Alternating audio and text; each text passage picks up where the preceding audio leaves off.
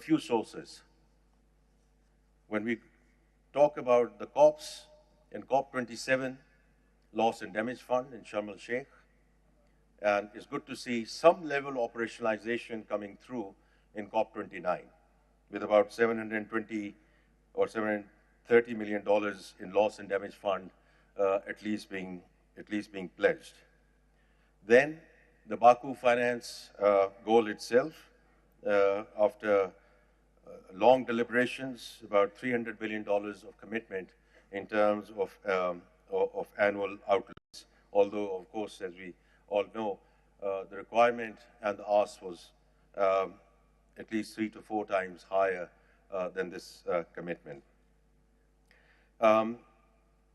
Then we have the Green Climate Funds, and if Acumen is here, I think it was very good to see Acumen Climate Action Fund being launched at about $90 million.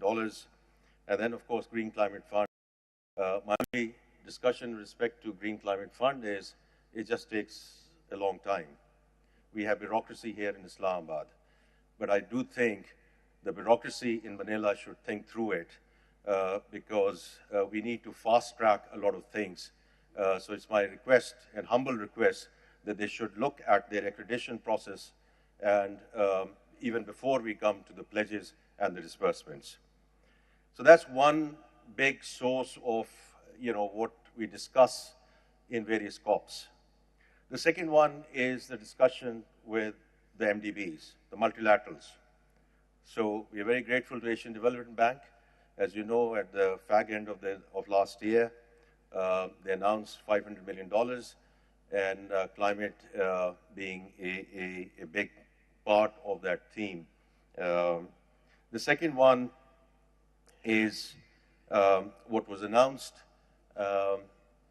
earlier in January around the 10-year country partnership framework with the World Bank Group. And I think it's very important, and I'm very grateful to both multilaterals, certainly the World Bank Group as well, because when I met President Ajay Banga almost a year back during the spring meetings, we talked about many things and where we need World Bank support. And of course, all the project and project financings have always been there. But his point was that if Pakistan can come in with a more approach,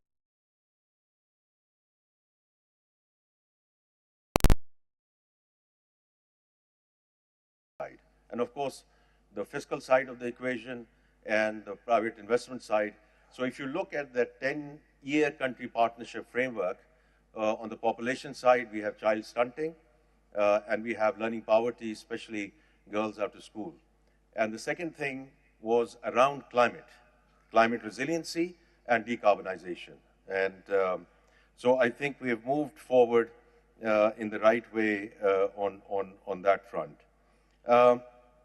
Of course, another source of funds is international capital markets. I heard Justice Mansoor Ali Shah talking about green bonds. And, Pakistan is not strange to green bonds, because it's only a few years back that WABDA, a parastatal on the utility side, printed a ticket of about $500 million in terms of the green bond. And at that point in time, actually, the book size was 6 times that. That's the kind of appetite which is available if we get our act together in terms of the international capital markets. I'm being told 1 minute left, which is the right thing to do. So then we come to the innovative solutions, which is the development of carbon markets and debt for nature swaps. Again, I heard Justice Mansoor Ali Shah talking about it. But it's very important that we take this whole debt for nature swap out of the distress situations, because we equate it with that someone is in distress, and therefore we need to know. It's a very viable option of moving forward in terms of the financial solutions. The other thing we need to think about is grants versus loans, because loans are loans even if they are concessional because we have to pay them. And the other is foreign exchange versus local currency solutions. The last two things I just want to mention is that while we are looking for financing, capacity building in implementation and impact, identification, structuring, monitoring, reporting to international standards in terms of bankable, investable projects. That's what we need. And that's where the private sector has to lead this country. And the public-private partnerships are going to be one of the most critical pillars and enablers in terms of climate finance as we go forward. And the very last thing, when I was there in April of last year, I was asked to join this coalition of finance ministers for climate action.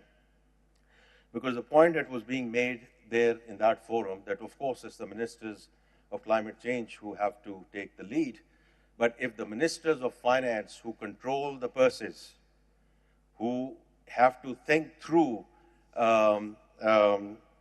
the repurposing of some of these subsidies, if they don't come on board, this will never go mainstream in terms of budgeting, in terms of how we bring it into our macroeconomic framework.